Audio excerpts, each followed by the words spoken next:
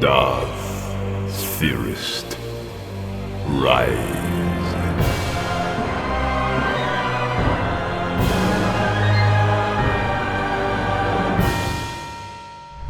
What if Anakin didn't take a seat in Revenge of the Sith?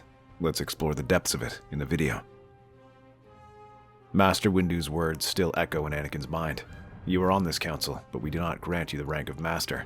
The Chancellor appointed him, the youngest Jedi ever given such an honor, and the council accepted. But then came the caveat, stripping away any triumph the moment might have held. This is what you've wanted, part of him whispers. A seat on the council. You're finally here. But another voice, louder and angrier, drowns it out. They give you the chair but not the title, the position but not the respect. They'll let you sit amongst masters while reminding you that you're not one of them. He thinks of his mother, dying in his arms while he was too late to save her. He thinks of Tusken Camp afterward, and the darkness he embraced. He thinks of Padme, carrying their children in secret because the Jedi's rules matter more than human connection. He thinks of every battle where he was sent to die for their ideals but never trusted enough to question them. The nightmares have been getting worse. Padme dying in childbirth, screaming his name while he stands frozen. The restricted archives might hold answers, ancient knowledge about preventing death, but only masters have access. And despite everything he's accomplished, despite the Chancellor himself recognizing his worth, the Council still denies him. Windu gestures toward the empty seat with impatience. Take your seat, young Skywalker.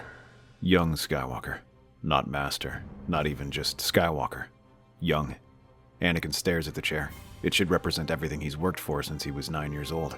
Instead, it feels like a cage. Something in him breaks, or perhaps something finally stops breaking and hardens instead. He doesn't move. Did you not hear me? I heard you, Master Windu. But I will not take that seat.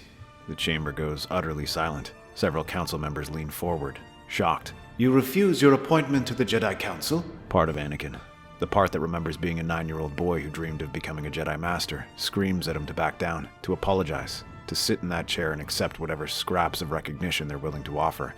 But he's tired. Tired of being underestimated. Tired of being used. Tired of fighting a war where he makes impossible decisions every day, where the council treats him like a child. The Chancellor appoints me to this council, the highest honor in the Jedi Order, and you accept his appointment, but then you deny me the rank that should come with it.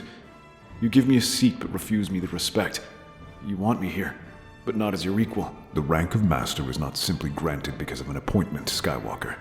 It must be earned through wisdom, discipline, and adherence to the Jedi Code. Earned? What more do I have to do? I've fought in more battles than half this council combined. I've saved Master Kenobi's life. I've defeated Dooku. I've won victories on Jabim, Prasutlan, Nelvan. Planets where you sent me because I was the only one who could succeed. Your accomplishments in war are not in question, Anakin. But the rank of Master requires more than martial skill. It requires emotional maturity, self-control. Self-control? I've shown nothing but control. I followed every order, fought every battle, made every sacrifice you asked of me. I've watched friends die. I've made decisions that haunt me every night. He cuts himself off, breathing hard. He almost said too much. Anakin, your passion has always been your greatest strength, but it is also your greatest weakness. The Council sees this conflict within you. The Council sees what it wants to see. You've all decided I'm too emotional, too unpredictable, too dangerous, and nothing I do will ever change that, will it? Anakin, no one questions your dedication or your abilities, but the rank of Master is about more than power. It represents trust. Trust that a Jedi can guide others, make decisions that affect the entire Order, access knowledge that in the wrong hands could be dangerous. His hand hovers near the chair. He could sit. He could swallow his pride, accept this half measure, prove himself over time. Maybe eventually they'd grant him the rank. Maybe years from now. But Padme might not have years.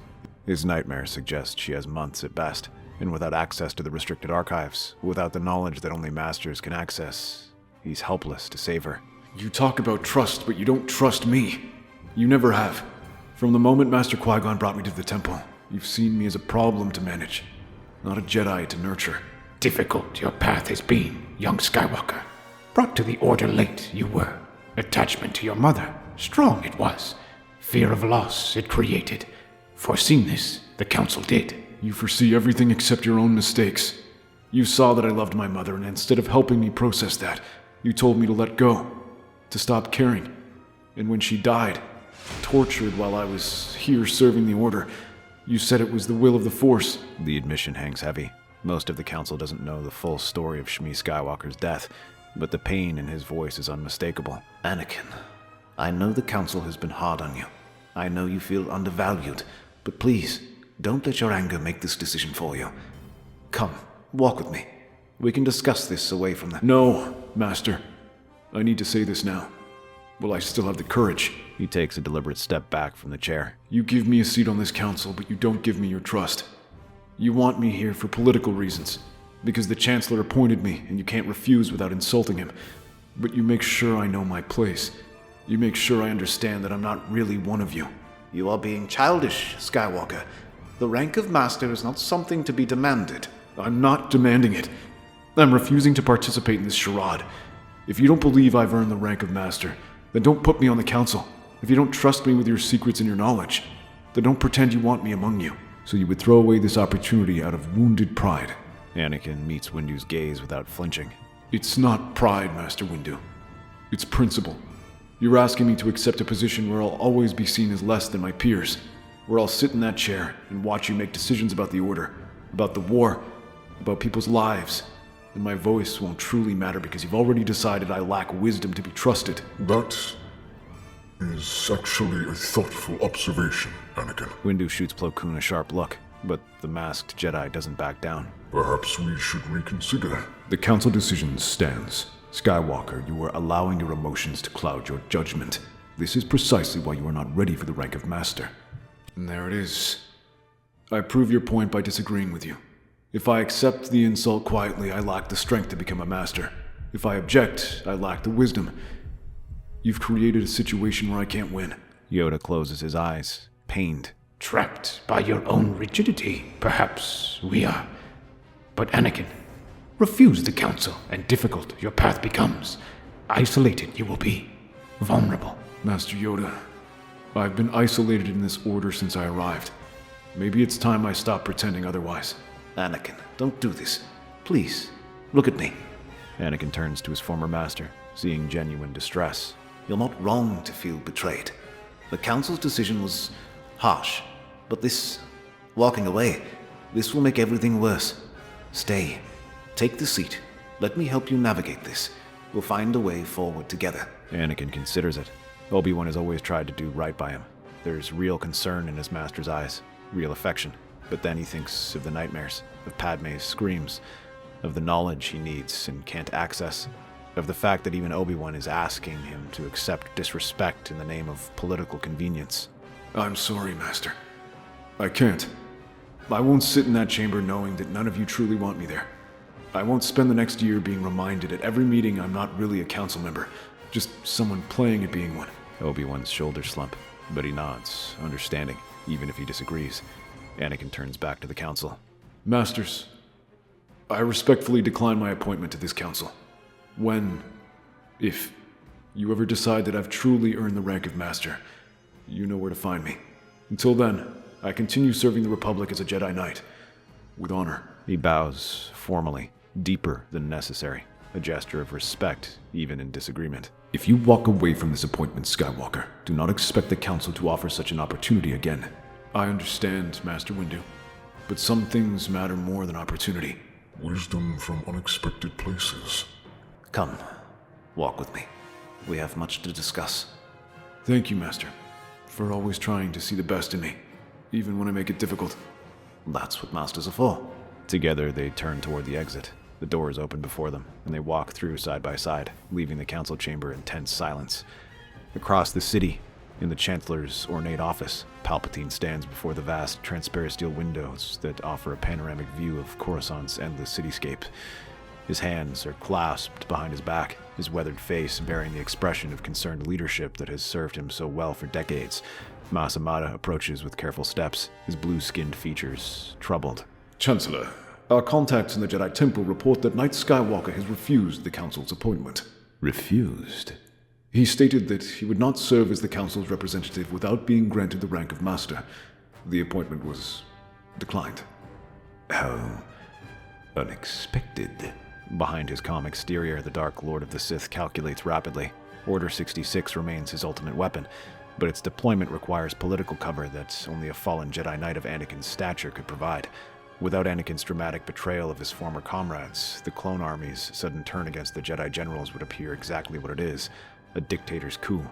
6 weeks, perhaps 8 at most, before the Senate questions my emergency powers. Later that evening, in the modest apartment they share when duty allows, Anakin sits across from Padme at their small dining table. The elegant senator's hands rest protectively over the gentle curve of her pregnant belly, her dark eyes studying her husband's face with the keen perception that made her a formidable political opponent. You turned down a seat on the Jedi Council? They wanted me to spy on Palpatine, to pretend friendship while reporting his every word to the Council. And instead you walked away from the greatest honor a Jedi can receive. What honor is there in being used?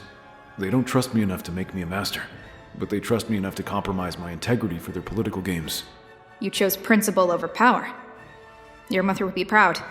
The words settle something in Anakin's chest that has been twisting tight for months. He turns his hand palm up beneath hers, intertwining their fingers as the city lights twinkle beyond their window. Across the galaxy, on a dozen different worlds, clone commanders receive new priority orders through encrypted channels. Supply lines shift subtly. Media contacts receive anonymous tips about Jedi battlefield decisions that result in civilian casualties. Financial markets experience minor fluctuations that somehow always favor companies with connections to Palpatine's administration. 3 weeks after Anakin's refusal, the HoloNet news broadcast center buzzes with controlled activity, but something feels wrong to those sensitive to the Force. Reports move between workstations with slightly glazed expressions, while editors review footage from battlefronts with unnatural certainty about their editorial choices. In the main studio, veteran correspondent Lyra Wessex prepares for the evening cycle's news. Her pupils dilate as though recovering from deep meditation. The holographic prompter displays her script with clinical precision. A recently investigated review of Jedi General Mace Windu's campaign on Ryloth has uncovered significant collateral damage, including the destruction of 3 civilian shelters, losses military analysts now describe as the result of unnecessarily aggressive tactics. Behind the scenes, the story's origins trace through a complex web of Senate aides, military contractors, and media executives, all influenced by subtle Force suggestions that make their cooperation feel like personal conviction. Hidden within the news center's foundation, the ancient Sith focusing crystal hums to life, channeling Palpatine's will through every broadcast signal and public frequency in the district.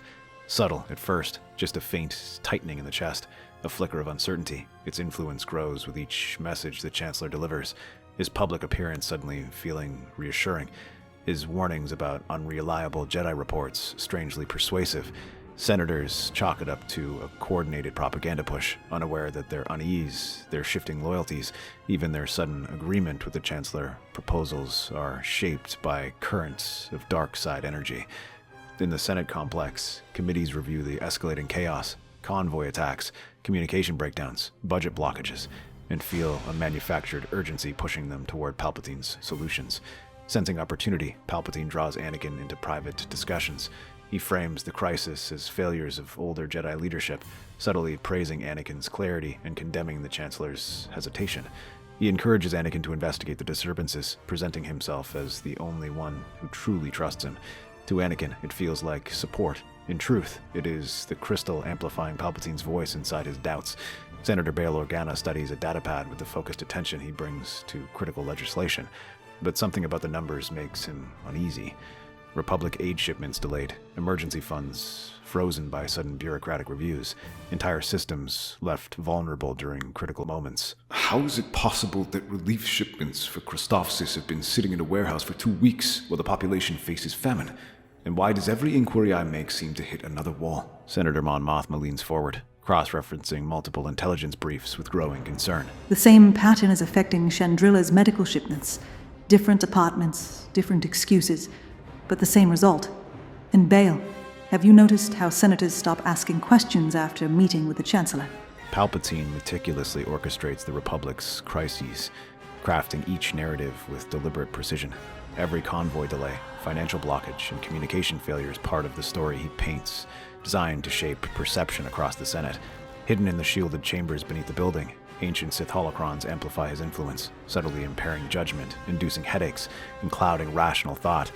Senators and officials misinterpret the resulting confusion as mere political complexity, unaware that the dark side itself nudges their decisions. This engineered fog allows Palpatine to present himself as the stabilizing figure, offering guidance and solutions while appearing concerned and impartial.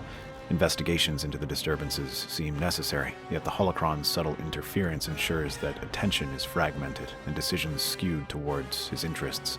Each moment of mental fatigue, every creeping uncertainty, buys him crucial time to consolidate power. The Republic struggles under manufactured crisis, blind to the hidden hand of Sith manipulation, guiding both perception and policy. In her senatorial apartments, Padme struggles with relentless nightmares that have increasingly blurred the line between anxiety and something far more sinister. Visions of medical collapse, danger to her unborn child, and overwhelming dread interrupt even her waking hours. While reviewing routine legislation, a vivid image of herself dying on the Senate floor overwhelms her senses. When Anakin arrives, he immediately senses an unfamiliar disturbance. Padme's fear is palpable, as she describes the vivid, prophetic quality of her visions. Anakin extends his awareness through the apartment, detecting cold traces of dark side energy woven through the environment. In a classified facility beneath the Senate building, Captain Typho analyzes intelligence reports, now supplemented by observations from Force-sensitive personnel. His holographic displays reveal not only supply disruptions and communication failures, but also shared nightmares among clone commanders and unexplained compulsions affecting Senate staff. As his team cross-reference psychological records with tactical data, a disturbing pattern emerges. Multiple incidents where commanders experienced vivid dreams and altered behavior shortly before coordinated attacks. Drawing on his experience with Jedi protocols, Typho recognizes signs consistent with dark side interference. Realizing the seriousness of the threat, he moves to alert General Skywalker and request immediate Jedi consultation. That evening, the Jedi Council convenes an emergency session, but the chamber itself feels tainted. Several masters report difficulty maintaining their meditation focus, while others describe persistent feelings of unease that seem to emanate from the Senate district below. Public confidence in the Jedi Order has declined significantly, but there's something unnatural about the coordination of these attacks on our Republic. Feel it, I do. Dark side presence growing stronger. Clouded judgment is, making allies into enemies. Master Yoda, I have noticed that senators who criticize us most harshly often seem confused when questioned later, as if they can't quite remember why they felt so strongly. I sense it too. Something is amplifying negative emotions while suppressing rational thought. This feels like Sith influence. The words hang in the air with terrible weight. For over 1,000 years, the Sith have been extinct, but the dark presence pressing against their Force senses suggests otherwise. In his private office, Palpatine sits before a hidden alcove containing artifacts that predate the Republic itself. Sith holocrons pulse with malevolent energy, while ancient focusing crystals amplify his mental reach across Coruscant. His network of operatives no longer requires conscious coordination. Dark side compulsions guide their actions with supernatural efficiency. Masamada approaches with his daily briefing, his blue features bearing the glazed expression of someone operating under Force influence. Chancellor, the Corellian system has formally requested emergency economic powers. The Malastair delegation experienced mass psychological disturbances yesterday. They will make similar requests tomorrow. Excellent. And the Senate's resistance to expand authority? Weakening daily, sir. The fear nexus we established in Sub-Level 7 is affecting even the most independent senators. They crave strong leadership to protect them from threats they cannot understand. Hidden within the day's routine legislation agenda lies the Ghost Directive, but its true power extends beyond mere legal language. Ancient Sith runes have been etched into the physical documents, using alchemical inks that compel obedience from anyone who reads them. Only Force-sensitive individuals can resist the psychic compulsion, and most senators lack such protection.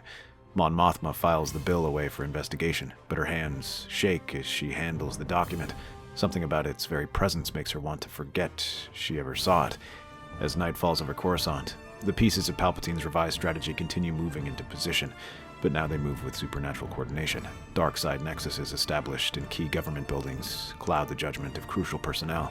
Ancient Sith techniques, thought lost for millennia, reshape the very fabric of Republic democracy from within. And in the modest apartment he shares with Padme, Anakin Skywalker begins connecting data points that reveal not just political corruption, but evidence of the Sith Lord who has been manipulating the galaxy from its very heart. The war between light and dark has begun in earnest, fought not just with lightsabers and blaster fire, but with ancient powers that threaten to consume the Republic's soul from within. The real battle for the galaxy's future rages in shadows and whispers, and the enemy has been hiding in plain sight for over a decade. 2 months after his refusal to join the Jedi Council, Anakin Skywalker sits in a secure briefing room 3 levels beneath the Senate building, surrounded by evidence that will either save the Republic or destroy his career. Data displays cover every available wall surface, but alongside financial transfers and communication logs, new elements dominate the screens. Images of ancient Sith artifacts, Force corruption readings, and testimonies from clone commanders about dark-side compulsions. Captain Typho stands beside him, his weathered face bearing the satisfaction of a security professional who has finally identified a threat beyond conventional understanding. Across the table, Senator Mon Mothma reviews a datapad containing not just corruption evidence, but documentation of Sith holocrons discovered in Senate storage facilities. Obi-Wan Kenobi enters the briefing room with Master Yoda. Behind him, Master Windu and Ki-Adi-Mundi take positions around the chamber's perimeter, their force senses confirming the dark side emanations detected through their months-long investigation. Anakin, when you first brought these financial irregularities to the Council, none of us suspected they would lead to this. General Skywalker, General Kenobi, this documentation is extraordinary. You've traced the corruption network back to its source, but these artifacts suggest something far more dangerous than political manipulation. It took months of investigation, Master Kenobi guiding the Jedi aspects while Captain Typho handled the intelligence work. The pattern became undeniable. The corruption isn't just financial. It's mystical. Someone has been using ancient Sith techniques to manipulate the Republic from within. Felt this darkness we have, for many months. Growing stronger it was, but hidden from us, its source remained. The beauty of their system is its mythical component. Financial corruption was just the surface layer. Underneath, someone has been using Sith alchemy to cloud judgment and compel obedience across the entire government. The artifacts we discovered match descriptions from the most ancient Jedi archives. Sith focusing crystals, holocrons containing techniques for mass mind control, alchemical compounds designed to amplify dark side influence. Padme enters, looking pale and tired from early pregnancy symptoms, but her condition remains undetectable to casual observers. The Republic's multiple simultaneous crises have left everyone too focused on survival to notice senatorial gossip. Supply failures, communication breakdowns, and mounting military disasters dominate every conversation. Her sharp intelligence remains undiminished as she reviews the evidence with growing horror. These Sith artifacts, they were found in active government facilities? How long has this been happening? Based on the corruption patterns, we estimate at least a decade of systematic influence. Possibly longer. Then we present this to the Senate immediately. The evidence speaks for itself. We're not dealing with conventional corruption. The Chancellor's office has been making aggressive inquiries about Senate intelligence access.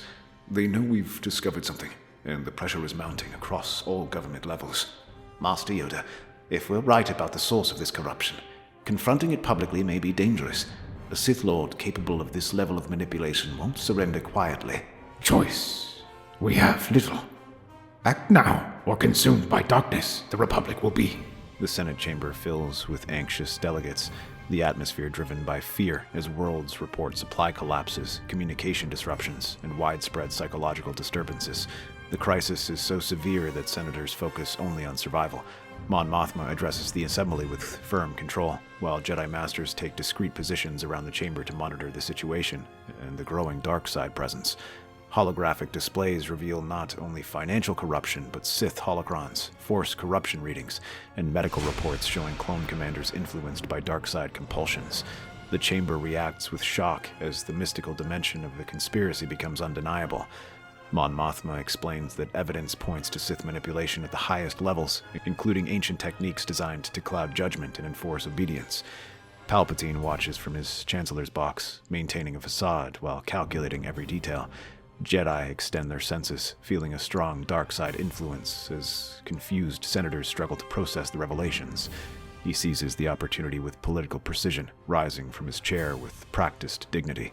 My fellow senators, I share your concern about these extraordinary claims. In our darkest hour, when the Republic faces existential threats from the Separatists, we now see accusations of mystical conspiracies based on artifacts that could easily have been planted by our enemies. I demand these so-called Sith artifacts be examined by independent experts. The accusation strikes its target perfectly.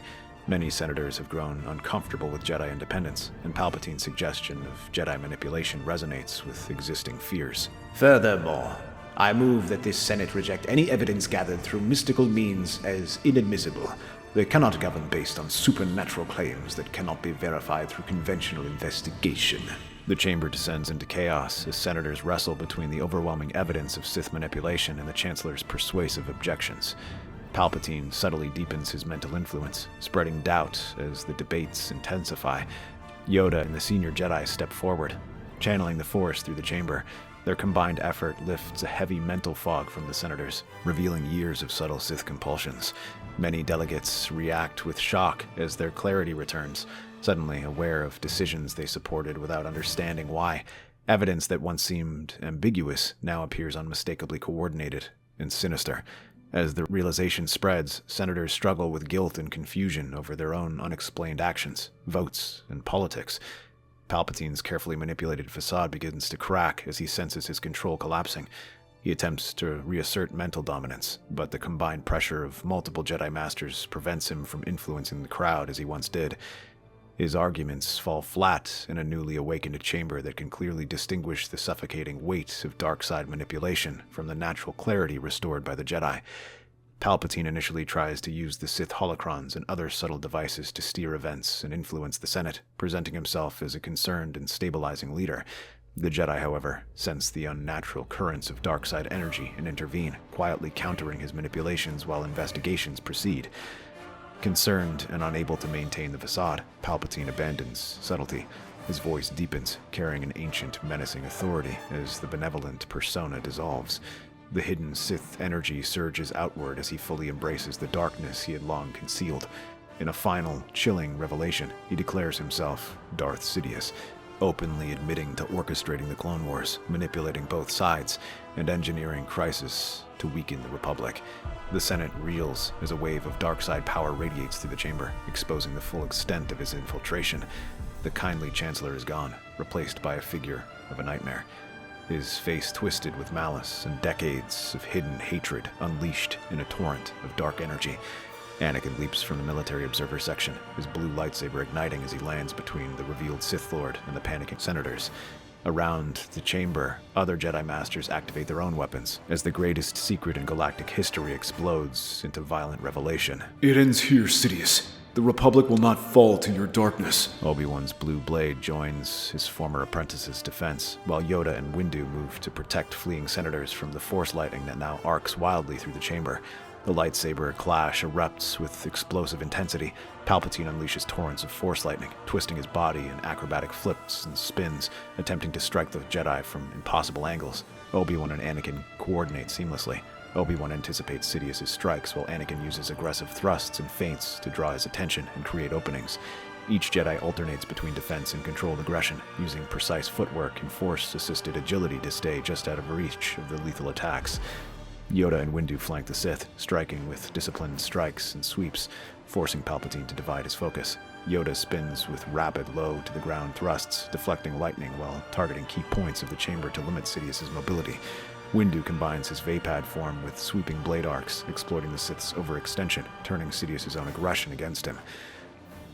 Palpatine's desperation grows. He lashes out with uncontrolled force pushes and lightning bursts, trying to shatter their formation, but the Jedi maintain tight coordination. Finally, Anakin and Obi-Wan close the distance in a synchronized pincer maneuver, disarming Palpatine while Yoda's gravity-augmented leap pins him against the Senate dais.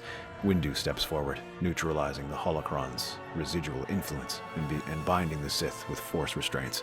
Exhausted and concerned, Darth Sidious can no longer resist, his dark power contained as the Jedi secure the chamber and bring the galaxy's manipulator to justice. Ki-Adi-Mundi approaches the fallen Sith Lord with lightsaber still ignited, his expression grim. We must ensure he cannot escape or influence anyone further. The trials will need maximum security. Wounded the Republic is, but alive it remains. Heal it can, now that the poison is removed. In the aftermath, as medical teams tend to senators recovering from years of force manipulation, Anakin stands among his fellow Jedi with a profound satisfaction. His refusal to be a political tool had freed him to pursue truth wherever it led, ultimately exposing the greatest threat the Republic had faced in a millennium. The Republic enters a period of recovery and renewal after Palpatine's fall, free from the Sith influence that had shaped its institutions for years. Mon Mothma steps in as acting Chancellor, establishing communications to uncover the full extent of Sith infiltration, assisted by the Jedi, who now focus on safeguarding against future corruption. The Jedi Order reforms as well, cleansing the temple of lingering dark side traces and adopting more flexible doctrines that value emotional balance rather than suppression. Anakin is finally granted the rank of Master, recognized for exposing the Sith plot rather than for political reasons. Padme's pregnancy proceeds safely, protected from the dark side disturbances that once plagued her, and she gives birth to Luke and Leia in a Republic too focused on rebuilding to question her private life. Palpatine survives, but is imprisoned in a specialized facility where his testimony helps dismantle the hidden networks he created. Former separatist worlds begin reintegrating once they learn of the manipulation that drove the conflict. The Clone Wars end not with conquest, but clarity, as clone troopers choose to serve freely rather than through programming. The empty chair that once symbolized Anakin's exclusion becomes a symbol of accountability and integrity. The renewed Republic, though imperfect, emerges stronger and guided by lessons learned, proving that choosing principle over ambition can reshape the galaxy's fate. That's our theory. The Star Wars universe is a galaxy filled with exciting stories and possibilities, and we love exploring them. If you'd like to join us on this journey to a galaxy far, far away, then please like, share, and subscribe to our channel.